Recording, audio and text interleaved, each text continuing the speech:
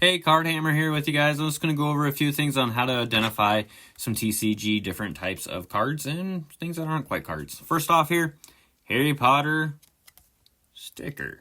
Yep, Warner Brothers and Panini went together in the early 2000s and collaborated and did make stickers. Pretty neat.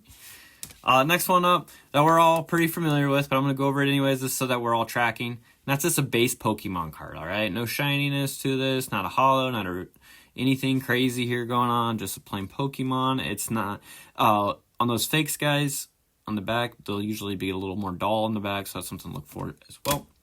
Next one that gets a lot of people, and I feel like we overpay for them as a collector group as a whole, and that is the full arts that are fan art.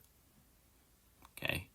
Did you hear that, guys? Fan art. So that means it's just not a licensed product, okay? It doesn't mean it doesn't look cool. It's just not licensed, okay? So just be careful of that when you're looking at these. Good tall tale that'll send out red flags is when you start seeing cards that you would expect to be expensive and they're solid gold. Next one that we like, or I feel like at least I like a lot, is the fan arts. I love the fan arts. I think they look great. Or fan arts. Full arts. So sorry about that. The full arts.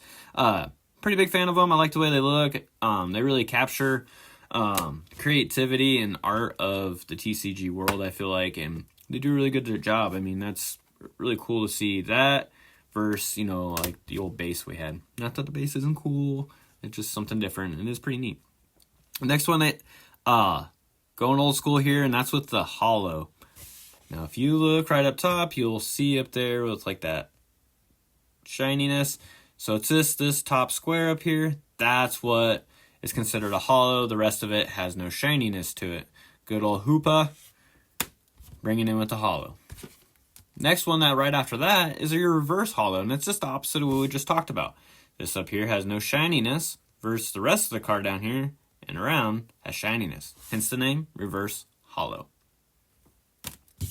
Last but not least, I'm going to show you guys real quick, and that's just the newer version of the holos. Now, any of these, that doesn't mean if you pull one of these right here that is big money, but it is a different card. I thought I'd go over all these with you guys just to kind of show you the variance differences of cards you can find out in the wild, and hopefully I answered some questions. If you guys do have any more questions or any feedback, please like and subscribe. I love sending out these little videos for as helpful tutorials and little learners for people. Anyways, it was great talking to you guys. Card Hammer, goodbye.